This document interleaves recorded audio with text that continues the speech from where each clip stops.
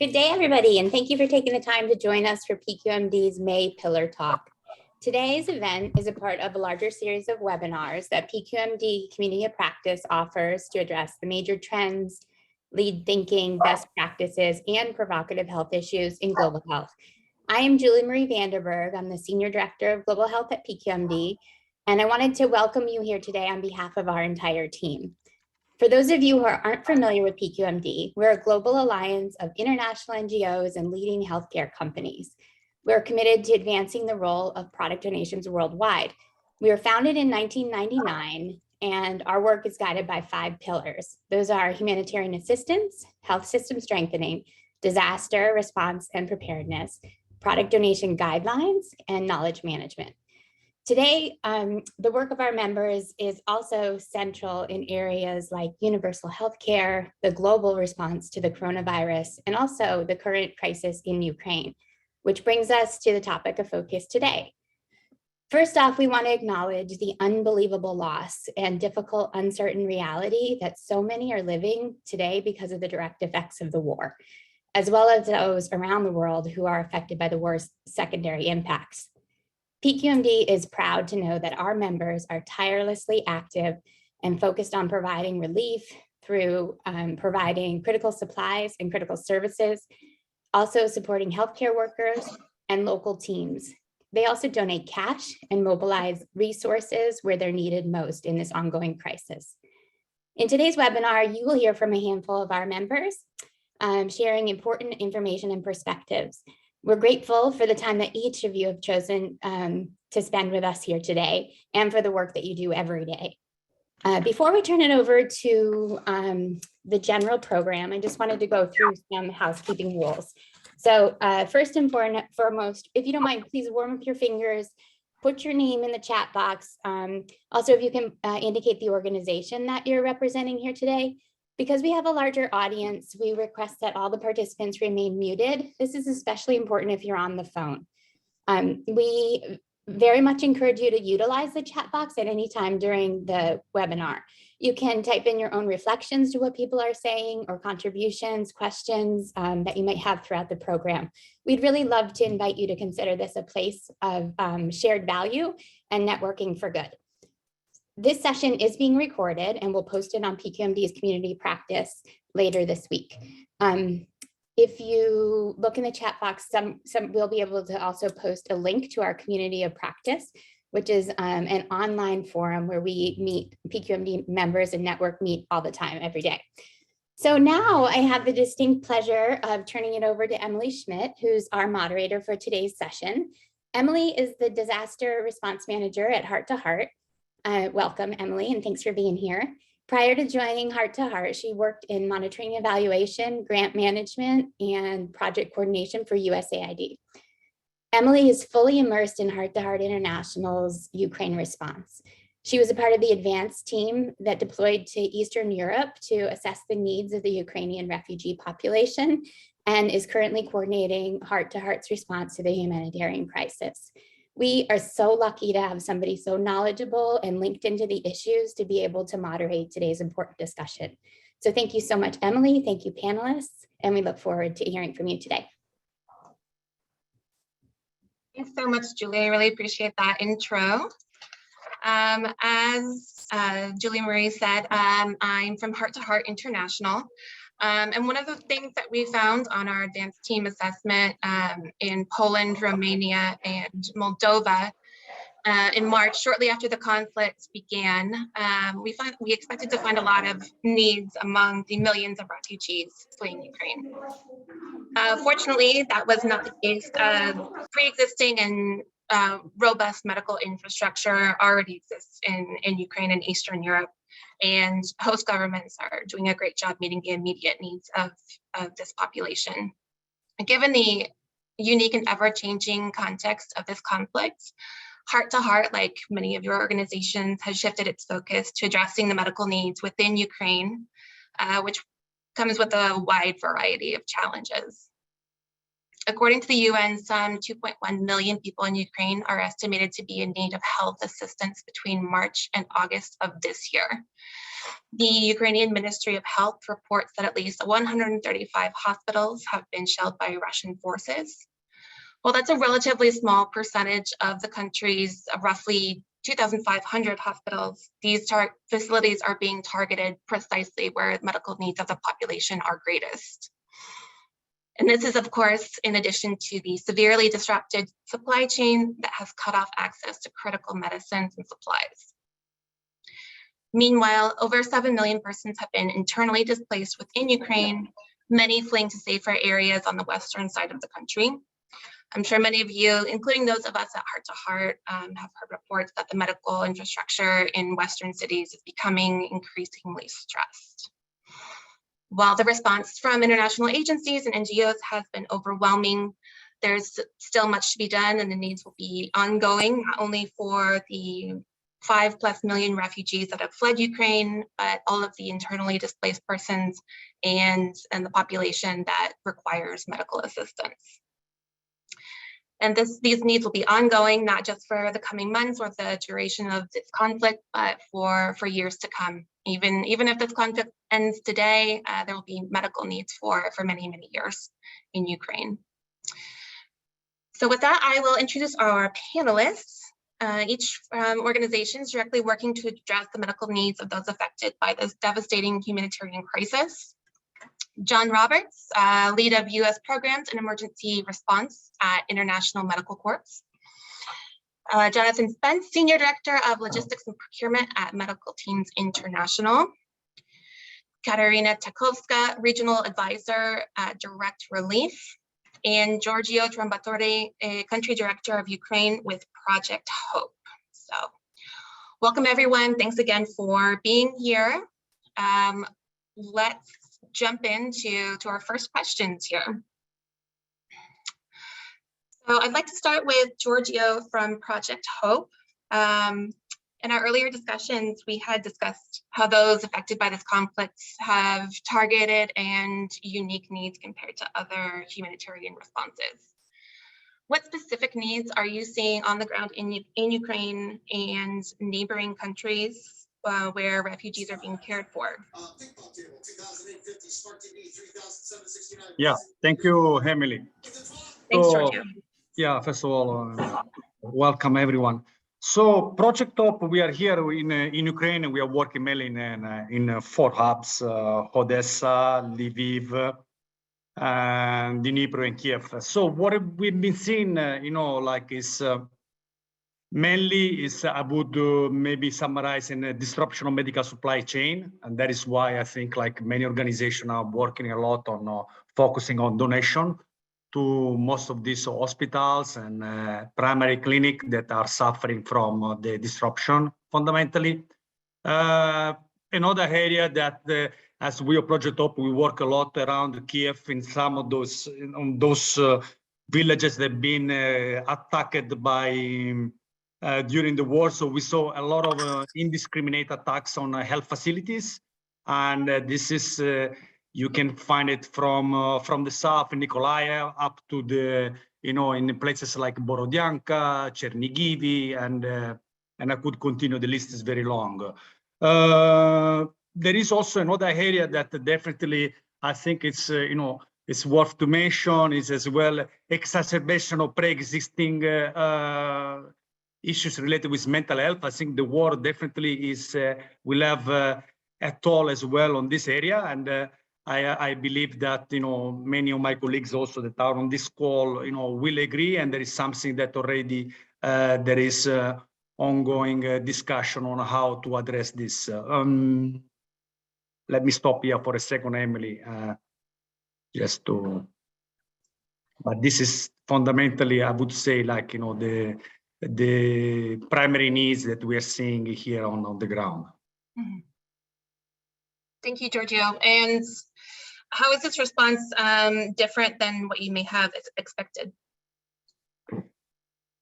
Okay, first of all, I think like one of the things that that impacted me the most is that, and I say mainly for the people who are not in Ukraine, is is how you could how you can move to from one reality, like for example, if you are in Kiev, where whereby you are in a very industrialized cities, and suddenly you may end up after a few kilometers in a fully destroyed village, like I mentioned. I was recently also in Busha, Irpin, where we rehabilitated some hospitals, and it's this staggering immediate change of environment that one I was not at all expecting. Also from Odessa, yes, we know that some of these cities, especially also in the west and the south, have been targeted. But what for me was more, I would say, touching me was how sometimes the difference you could touch really the war by going in some areas that are more close, obviously the front line, and you see there the devastation is really massive. I've seen it, like for example, yesterday we were in Zagalchin, which is not far from Kiev, very close to Borodyanka, and the entire village has been wiped out, destroyed completely. And all the people have fled, obviously, toward towns like Lviv. We all know that, they're going toward the west. And that is maybe the things I did not expect, to see such a deep contrast. I think that's really important to know the changing landscape from one place to the next. Thank you so much, Giorgio. Katerina, would you like to go next, please? Sure. Thank you, Emily. Thank you for having me today. And thank you everyone in this virtual room for joining the talk. And these are certainly very difficult times for everyone. And we are very grateful for the unprecedented support by partners on this call, and as well as the people, the solidarity of the people around the world with Ukraine and the Ukrainian citizens. We at Direct Relief are shaping our activities in response for this response around two sort of separate crises, one in Ukraine and one outside for the refugees. Of course, these two are very closely interlinked. As an organization, we offer two basic types of support. One is in medical essentials, and the second one is funding for activities that are related to medical health or well-being of people in Ukraine and as well as outside. In Ukraine, our approach is mostly top-down, meaning that everything that is donated or funded in Ukraine is first approved by the Ministry of Health. And although we have direct communications with about 10 cities around the country and several health organizations around the country, we still maintain this approach. So requests that are received for funding or donations are first cleared by the Ministry of Health to avoid duplication and to make sure that what's donated is really what's needed. So in that sense, having these direct communications as well are providing us with an opportunity to keep current with the local needs through the health authorities of the cities or the districts or different health organizations, but at the same time keeping current with the needs at the central level through the Ministry of Health. In addition, the Direct Relief is partnering and is member of a number of international professional organizations, like the International Diabetes Federation, of the Association of Critical Care Medicine, or the International Confederation of Midwives. Through them, we are able to verify the needs, as they have through their local chapters, they have access to the patient level. So through them, we are able to verify the needs of the patients on the ground, as well as come to the patient level in terms of monitoring of the distribution is usage, which was very, very, very helpful for us. Based on the information from the ground that we are getting through these several channels that I have just described, our pharmacy team at a very high level is identifying three categories for this response. First is around acute conditions, that is trauma, injury, serious injuries, severe bleeding, etc. The second around chronic conditions, cancer management and others. And then the third around specific events, which is chemical warfare risks or increased incidence of sexual violence or the ongoing COVID pandemic and few others. In response to these identified categories, I will just give few numbers just at a very high level. We have so far provided 55 shipments of medicines and medical supplies to Ukraine totaling over 1,300 pallets or 450 tons, and with a value of 200 million US dollars so far. On the other sort of component that we are looking at is the support for the refugees outside of Ukraine. Very early after the invasion, we got in touch with the ministries of health of the neighboring countries, but also others that opened the doors to receive refugees. And in the first few days after the conflict, we met with the Ministry of Health in Poland, Slovakia, Romania, Moldova, Lithuania, Latvia, Estonia, and Bulgaria. The needs communicated by all these countries was somewhat similar, but also very different. Although all these countries very quickly organized the systems for registration of refugees and provision of level of care that they provide for their own citizens, there were still many areas that we identified needing support. So we quickly established these relationships with the ministries of health, the health authorities on the ground, as well as health organizations that were already providing support for refugees, and offered help to support their work or complement what was not done at that point in time. Just a couple of unique programs that we are doing with refugees outside. We have many initiatives, smaller or bigger, but a couple of that are very unique. Is one, we are in Poland. We are partnering with a group of companies to provide refugees with a type of a prepaid card that they can use in all pharmacies around Poland for the copay, which is the additional payment to what the Polish government is already providing for the refugees. And then they can also use it for medical consultations. That means that they receive medical services in Poland completely free of charge. So far, we have reached 100,000 refugees in Poland with this program. The second that I consider fairly unique is the one in Slovakia, where we are partnering with an organization called League for Mental Health as part of the European Mental Health Association. So for provision of psychosocial support and mental health services for the refugees that are in Slovakia in all reception centers, as well as those residing with Slovak families.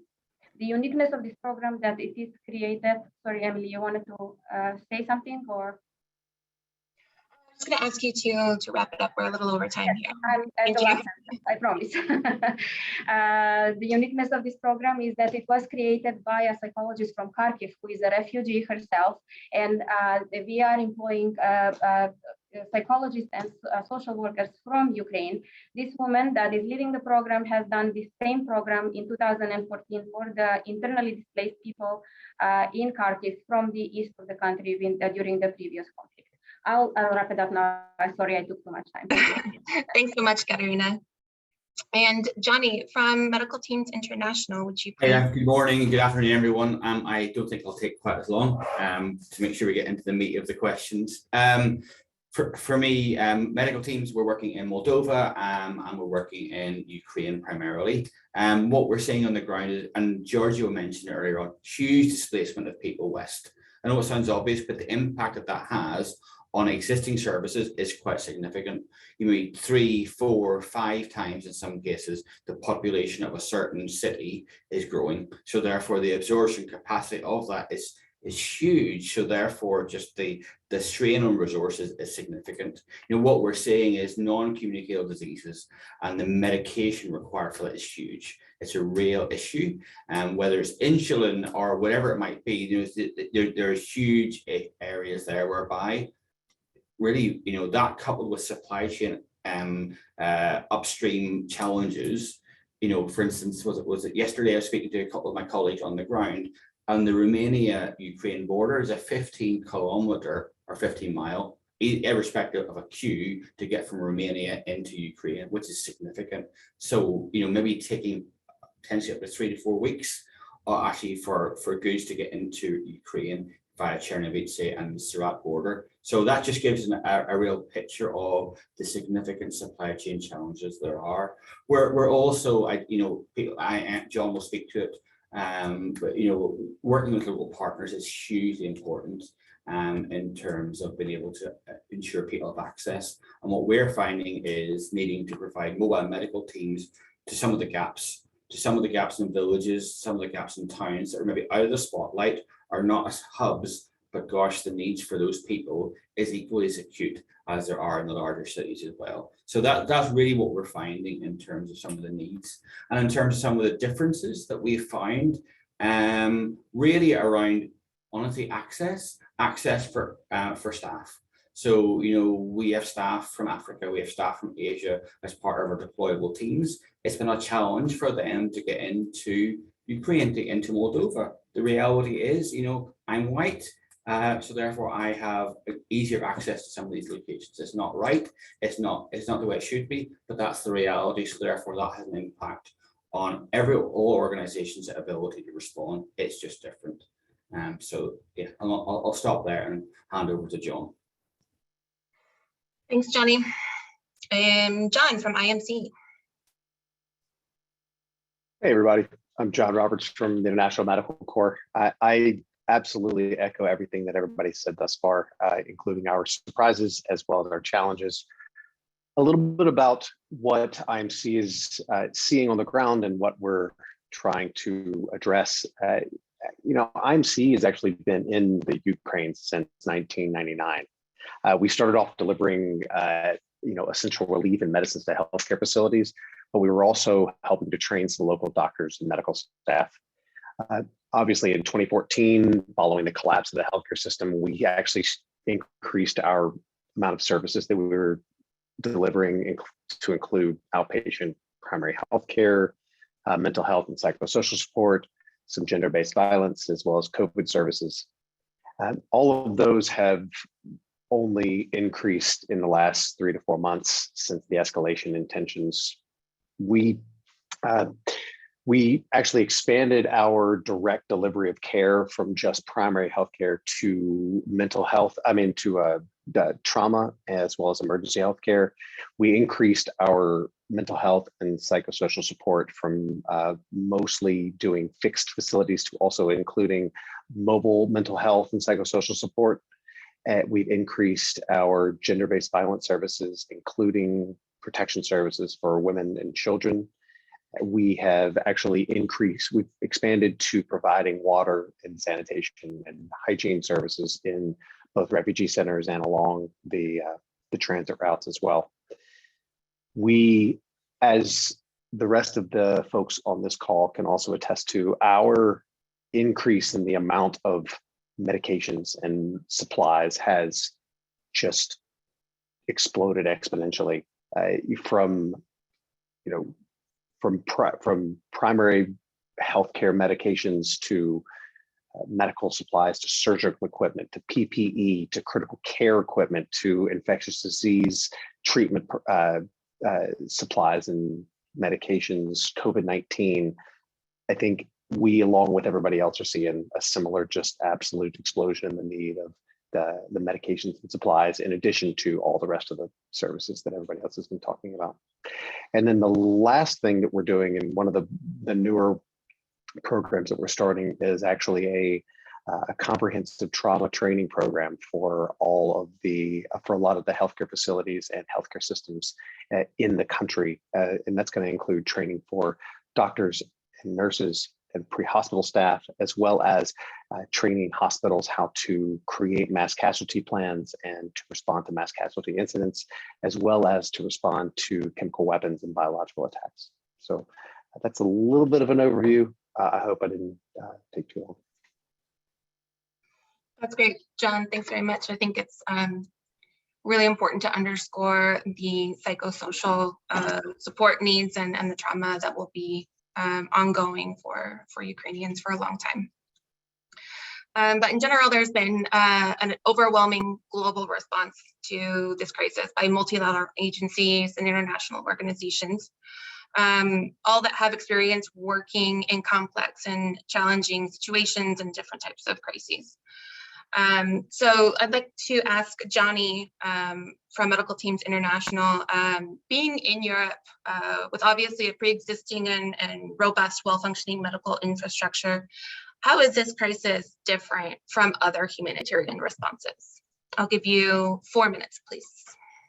Great. Okay. Yeah. I think, yeah, as you said, it's Europe. So therefore just the humanitarian sort of sector and the community, you know, is typically not used to responding in this way, where there's higher complexity, where there's more regulation, where there's, and rightly so, in terms of assuring quality. And of course, PQMD, you know, that's one of the pillars of what PQMD is about, is ensuring good quality donations and pharmaceuticals and medication gets to those in need. And that's been particularly the case here. You know, anything coming through Europe, therefore, with pharmaceuticals, we found initially we tried to do a transit hub into Romania. And of course, the first thing was, well, if you want to store anything, if you want to do anything in Romania, you need to have a wholesale distribution license to then be able to even do a transit into Ukraine, into Moldova or whatever. So, that in of itself, for those who maybe aren't like IMC, who have been in there for a long period of time, some of that knowledge just is not there. So therefore you're starting from scratch. And also then just, the reality is, and in many parts of the world, English ends up being the primary language, but, in Eastern Europe, rightly so, it's not. And so therefore having translators, having people who are able to understand the context, but also have an ability to speak multilingually is significant. And so, that's been definitely some of the challenges. Also I think for us, just in terms of trying to navigate through some of the complexity around importation, around also various approval, as in any response, in those early stages, things are not set in stone in terms of regulation. The governments want to be able to have an ability to relax some of the rules and regulations, but rightly so, that has to be balanced with compliance, that has to be balanced with quality, and this has definitely been the case here.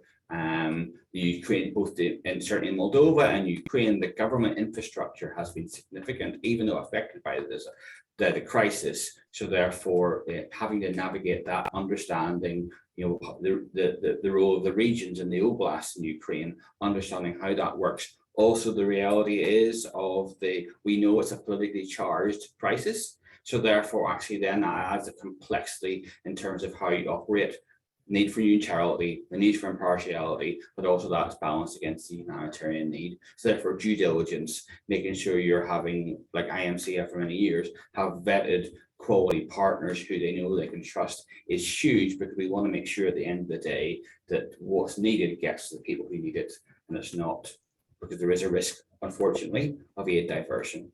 So for us, that's been some of the things that we've been having to be particularly careful on. And of course, then the layer on top of that is the security context, which is just constantly changing. So scenario planning, having to identify, okay, well, if this happens, what are we going to do? What's our backup? What's our fallback strategy? What's our risk appetite? And of course, for some organizations with infrastructure, they like WFP and others, the log cluster, they have an ability to go further. And I suppose the last thing from our point of view has been working with existing partnerships upstream, International Health Partners, BD, Providence. They've been able to provide us. We know that the quality of materials and what we're getting from them means that when it goes in there, it's going to be of most use. So that's probably enough from me for now. Thanks. Thanks, Tony. You made some really good points about maintaining and upholding humanitarian principles, even though this is a very challenging context and it's constantly changing from region to region. And also maintaining the quality of medical products and services is also incredibly important. I know it is to everyone here in this room today. So I'd like to ask Katerina, so getting supplies and medicines to places where they're critically needed is one of the big challenges that we've touched on several times now. From your perspective, how do you ensure the security of the supply chain, the quality of medical products, and compliance with the systems and structures that are already in place in these countries? I'll give you 4 minutes, please. Yes, Thank you, Emily. So as you said, many things were already mentioned before, and I also already mentioned few of the controls and verification means that we have in place for our donations. But absolutely, for us at Direct Relief, it is very important to maintain the integrity of the supply chain and the delivery of the product that Direct Relief has been trusted with to distribute. So in the sense of Ukraine, although the context is super challenging, as Johnny has already mentioned, there are many dimensions of the and challenges posed by the current context. We still treat the activities the same way we treat activities in non-conflict areas, or in other words, standard operating procedures are maintained and are observed to the maximum extent possible. Partners still go through screening, vetting, application processes, donation agreements, etc. Just one other thing, existence of already existing partnerships are very important. So in the case of Ukraine, we already had existing partnership with the Ministry of Health in Ukraine, as well as a couple of other health organizations on the ground. And in fact, we delivered the shipment to Ukraine 2 days before the invasion. But at that time, the discussions were very different than what followed after, of course. So in terms of controls, having existing strong partnerships with the health officials in the country, as well as NGOs that are working in Ukraine, was instrumental for us to be able to immediately start our activities and provide the donations for the based on the identified needs. While we were able at the same time to assess the functionality of the existing health networks and the systems in place, and be able to use them instead of creating parallel structures, which is very important in terms of further strength or providing the systems that are in place with functionality, certain functionality. And I mentioned this before, but these memberships and partnerships with the international professional associations, patient advocacy groups, and knowledge groups are very helpful in our case, because through them we are able to connect to the patients, we are able to connect to the patient advocacy groups on the ground and assure that the distributed product it is delivered to the patients and is properly used and reported back on. So it is also important to note that Direct Relief has vast experience in shipping large volumes of medicines, including cold chain medicines, to difficult to reach locations. And again, this helps a lot in terms of being able to initiate activities immediately from the very beginning.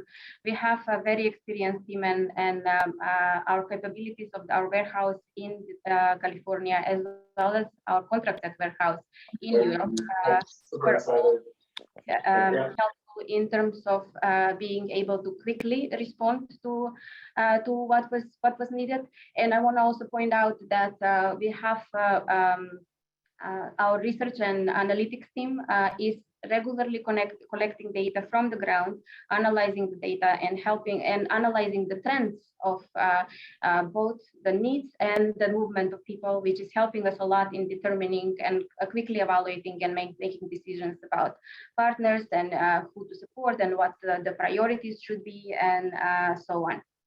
And already mentioned before, again, it is very important to say that most of the activities that are related to refugees are being implemented in European Union countries, which is heavily regulated environment to begin with.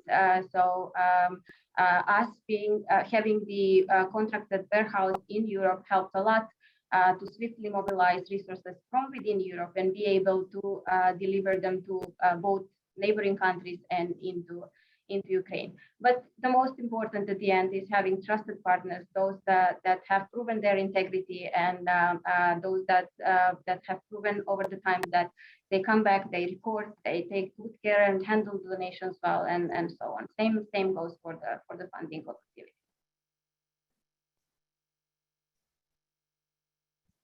Great, thank you so much, Katerina.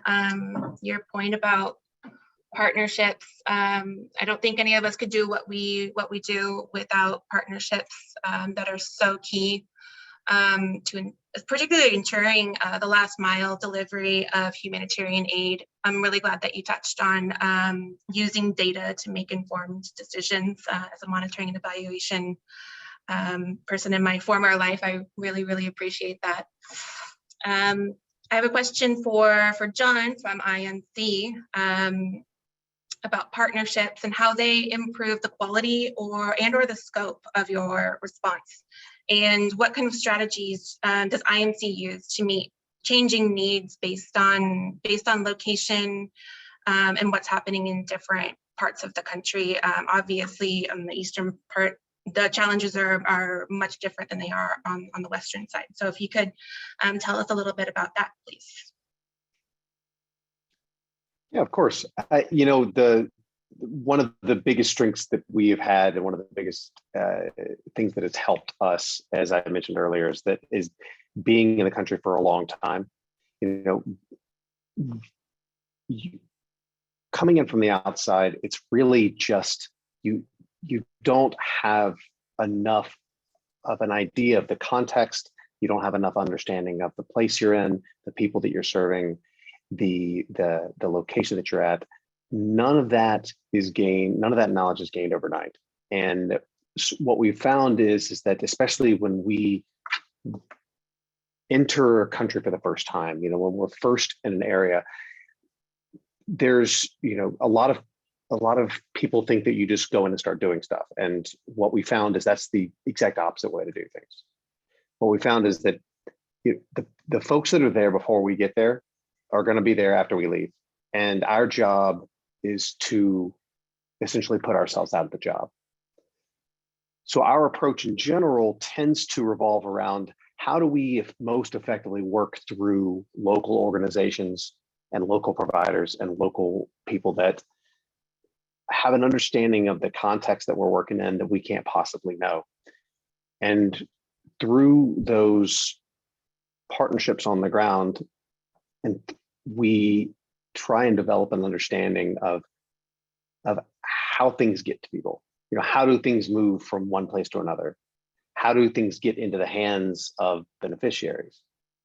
And over the years, we have developed our own knowledge, but when we first get into an area, I just cannot stress enough how important it is to be communicating with the folks that are on the ground, that are actually doing the work and that were there before you. And like I mentioned earlier, like we were fortunate to have had a presence in the country prior to the recent escalation, but you're never going to understand what it's like on the ground more than somebody who's lived there. And this was redemonstrated in this conflict and in this situation, because what we found is there's such a difference in what the needs are in the western side of the country and what the needs are on the eastern side of the country. And I think Giorgio touched on this earlier, Katerina touched on this earlier, and I think Jonathan mentioned it earlier, but I think it bears repeating. The things that are needed in Kharkiv are not the same things that are needed in Kyiv, which are not the same things that are needed in Lviv or Odessa. One of the requests that we got from an OBGYN hospital in Odessa was, we need surgical sets for gynecologic oncology. Now that's not an IEHK kit. That's not a test kit. That is extremely specific, but it was something that was extremely important, and it was important enough that it allowed that being able to get them those supplies allowed them to continue to do the work that they were doing. But it required us to have an extremely close working relationship and extremely adaptive supply chain in order to not just give them stuff, but give them the tools that they need to do their job that they were doing before we got there. And it wouldn't, and I have to credit our guys on the ground for being able to hear that need, being able to coordinate that, the acquisition of those resources and being able to get into the hands of the folks that needed it. And it's been amazing to watch not only our organization, but Project Hope and Medical Teams International and Direct Relief to take to follow those principles and to utilize those strategies to get the things into the hands of people that need them, and at the time and the place that they need them, because obviously the needs are different every single place you go. So did that answer your question, Emily? Yes, thank you so much, John. Really appreciate that. It's nice to hear that there's partnership coordination going on between some of the organizations that are members of PQMD. So great to hear, thank you. And for Giorgio, I know that you've been traveling and working around the front lines of Ukraine and some places that have been devastated by this conflict. Last week you were in Nikolaev and previously in Kharkiv. Can you tell us what you saw and what you and Project Hope are able to do to make a difference in these extremely difficult situations and sometimes worst case scenarios for the people that live there? Yeah, thank you, Emily. So I think I don't know if we make a difference. We hope we try. I mean, maybe the first thing I want to say though is that sorry, I'm not answering directly your question, but I will go back to that. That one thing that I really want to stress out is that going in some of these places was very, very impressed to see, especially how the local doctors, nurses in many places, when I was discussing with them, especially this was happening a lot also in the beginning of April, how these were people that were staying and living directly in the hospital. That was something that I was like very much shocked to hear. And again, I think John also touched a bit of that, but this means like people that are not even moving from the hospital because of the security situation. So they are full-time, constantly on the job in such a very I would say tough condition. Like a couple of days ago, I was for instance, in Nikolaev, and I was in this hospital whereby I was walking around with one of the nurses, and she was just showing me, like for example, here just a missile fall, and then obviously all windows of the hospital were damaged, and so I was asking for her, like, so what is the main difficulties for you? And they were saying, like, it's because even the elevator is broken, and during that moment you cannot use, is by moving people that are obviously inside the rooms, the corridor. So you would see like a very sometimes just practical solution that people are doing there on the ground. As for us, I would say that one probably one of the key element that we are using is some of these areas is definitely engaging mobile clinic that can help definitely because of the access how quickly you can put them up and try like at least to reach areas of whereby access is more difficult, and you have maybe then another though it's a bit more difficult still in the very remote place, but it's definitely we are looking at with our team to do some training on management of ballistic injuries. That is something that is very much heavily requested. One of the things every time like you go in some of these places, you've been said please try to provide us training like the one, I mean, one of the things I always heard is like the one they do it in Israel. They are always focusing about, places where they have experienced a lot with trauma and with potential and such type of needs. And obviously, like there is also some more, if you want, logistic needs that, that in any case are being looked up, especially in certain areas of the countries also have problems related with water. And I know many places as well around Odessa, and that is also something that, like at least we are looking and exploring. Thanks, Emily. Thanks very much, Giorgio. So I kind of taking away from what you just said, that what can make the most difference in these worst case scenarios is providing practical solutions and being flexible and adaptable to meet the needs of those affected, and being able to change locations on a moment's notice and help people where they're at, and rather than giving them something that you think that they need. So thank you very much for that perspective. So that's what I took away a little bit from this conversation. So I'd like to ask each of you, what's the one key takeaway that you want to ensure that this audience leaves with today? We'll start with John, because you're first on my screen. The one thing to take away is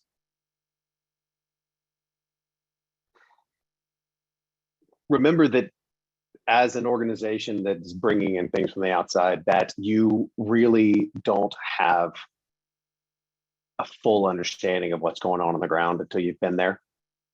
So if you are going to make donations and participate in the context where we're at, make sure you're doing it with somebody that knows the area and knows the context and knows the layout. Because if you don't, then you're not going to get the things that you're trying to get to people are not going to get to them. So whether it's with us or MTI or Project Hope or Direct Relief, somebody that's on the ground, that's been there, that's been doing this, just make sure that you're working with people, or more preferably somebody, a local organization. Make sure that you're working with somebody that can get the things to the people that need it. I couldn't agree more. There's no replacement for local knowledge and those partnerships that have deep connections and knowledge of a place and people and culture and customs, and all of those things are irreplaceable. Thank you. Johnny, what would you like the audience to take away with them today? I think a couple of people have mentioned it. The needs are quite specific. So therefore, it's not a case of, oh, we send you what you can donate and what we think you need. It ties in what John is saying. I think a couple of examples, really, there are specific needs, and needs are huge, but they are actually quite specific. So therefore, really listening to those who are maybe requesting or understanding those needs, but also being really considerate of the fact that the needs are quite specific. So therefore, just going with that, like I suppose, with open hands in one sense, and of course everyone's very grateful for the donations, but it's just the complexity and the needs are meaning that you're just having to sort of look at it in a slightly different way than maybe some other responses would have been in other parts of the world. Does that make sense? Absolutely. Thank you very much. Yeah, it's important for us to all understand how this is different from other crises that we may have responded to before. It's about meeting the needs, not sending what we have, right? Katarina, what would you take away? What would you like the audience to take away from this? Sure, my takeaway might be a slight, although I fully agree with what John and Johnny said. My takeaway from this discussion would be that we all need to keep in mind that this crisis is not slowing down, even less so coming to an end, and that the situation on the ground might be changing in terms of where people are, but not so much of what their needs are. So we still need to remain fully prepared to respond to the needs of people on the ground, both in Ukraine and outside, to address their chronic conditions, to address their needs for hospital treatment, both in terms of access and availability, prevention of infectious diseases and treatment when the infectious diseases actually occur, and very important, mental health that we all may see explode in the coming days or weeks as people go through these different phases of the war.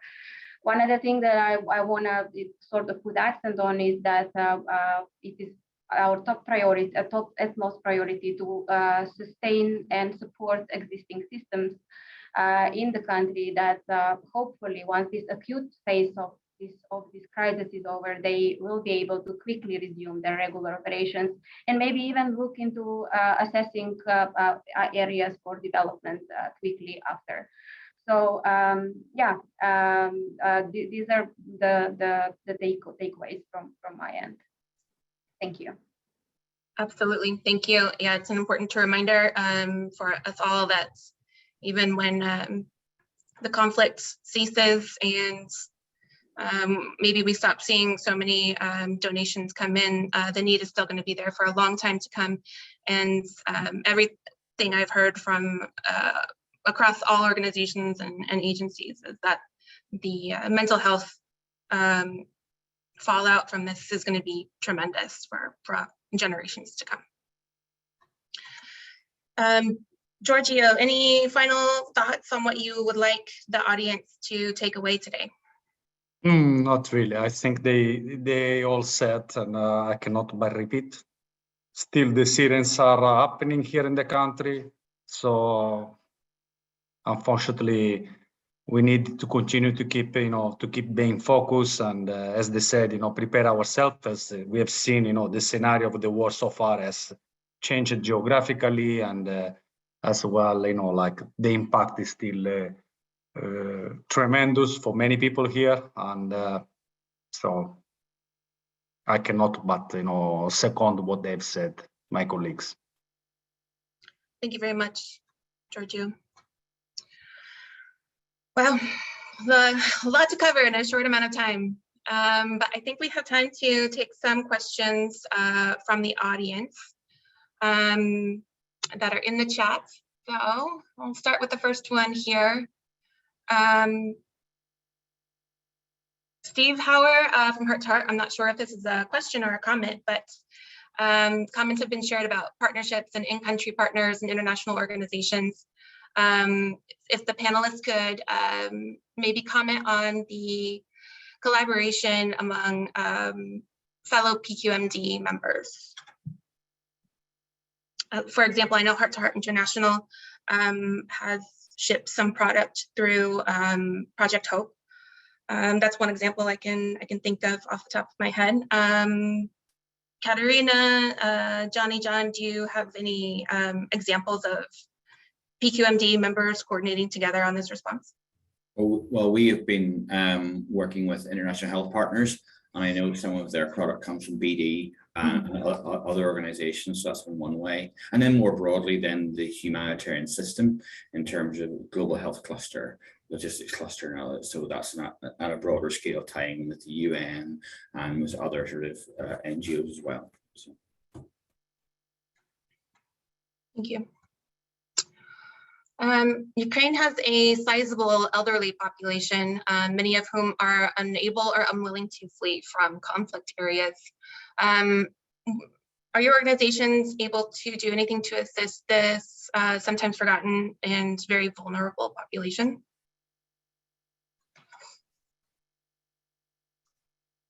Yeah, so we actually have a policy of serving specifically and mainstreaming the specifically vulnerable populations in a specific area. So we tend to do assessments to figure out who in a specific area needs particular attention. And like you mentioned, the elderly and chronically ill have been the folks that have not been able to flee thus far. What we've been trying to do is we've been trying to, again, get the aid that we are bringing into the hands of local organizations that are much more tied into the specific vulnerable groups than we can be coming in from the outside. And so we've been doing our best to target the people that have not been able to flee, but the best way that we've been able to do that is working through local partners.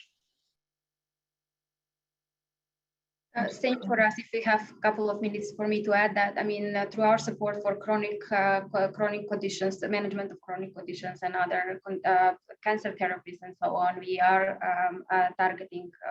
We actually through the existing health facilities and health organizations on the ground are also working with the elderly population, as it is tendency that among the elderly, these chronic conditions are present. Thank you. Here's another question about the refugee outflow from conflict areas that continue. It's an enormous outflow, but we've also heard a lot of people wanting to attempt to return to their homes in Ukraine. At the beginning, there was a huge outpouring of refugees into surrounding Eastern European countries. What are refugee movements looking like at this time? How has that changed since the beginning of the conflict? I think, Katerina, I think you have more experience working with the refugee population. If you could comment on that. Sure. I mean, I won't have scientific data to share right now of how the movements are currently, but in talking to the local partners here in Poland and other countries, other neighboring countries, we hear more and more cases where during the day more refugees go back to Ukraine than come out of Ukraine. However, that's not to say that these people that return to Ukraine will not need the support, because we heard stories of people that return to Western Ukraine, and their homes are already taken by internally displaced people from the east of the country. So that creates additional challenges of housing and on all sorts of types of access for services and so on. So yes, there is a tendency of people going back currently. I don't have exact numbers right now, but the people that both come out of Ukraine and go back into Ukraine will still have a lot of needs to be addressed. Can I have the one quick comment on? Of course, go ahead, please, Giorgio.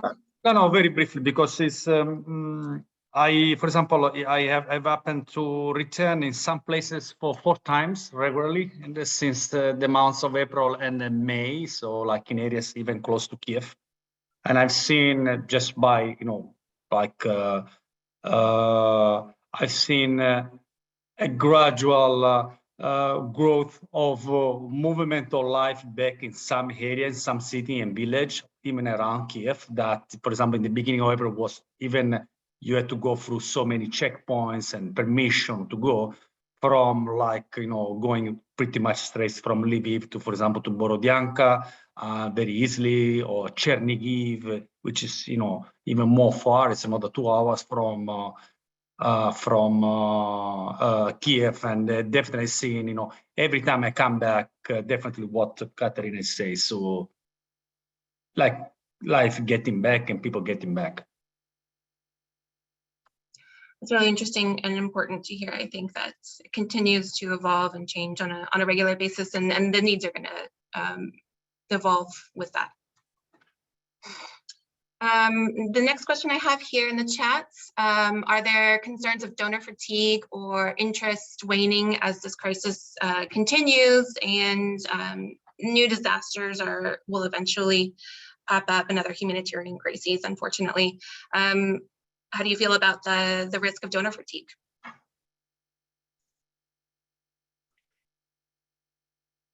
mean, it's always a concern every single time, especially with protracted crises like this that don't, no disaster goes away overnight, but especially complex humanitarian emergencies like this it's going to happen. I think it's our responsibility to make sure that it stays in people's minds, but it's also important for those who may be giving to remember that this doesn't go away overnight, and to remember that the need, just because you're not seeing it on TV, doesn't mean it's not going away.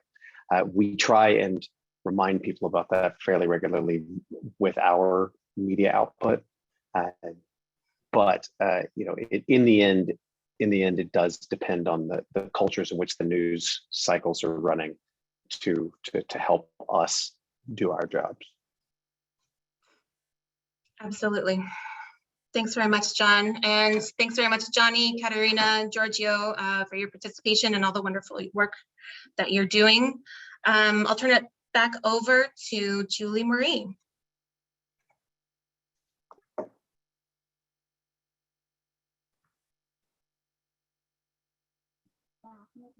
looks like Julie Marie might have frozen up, but I just wanted to thank everybody for joining us today and especially thank our great moderator and panelists for giving us such wonderful insight as to what's going on in Ukraine and your perspective being close up and really seeing what's going on in the field. We definitely heard that that is what you really need to know in order to be able to truly assist in this crisis, is to really be there and understand what's going on. So thanks everybody, and we really hope you enjoy the rest of your day. And just a reminder that this will be recorded and will be posted on the PQMD's community of practice, and any questions that we were unable to get to, we'll also bring them to the community of practice. So we will ask our panelists to answer a few questions that we might not have been able to attend to. So thanks everybody again. Have a wonderful day.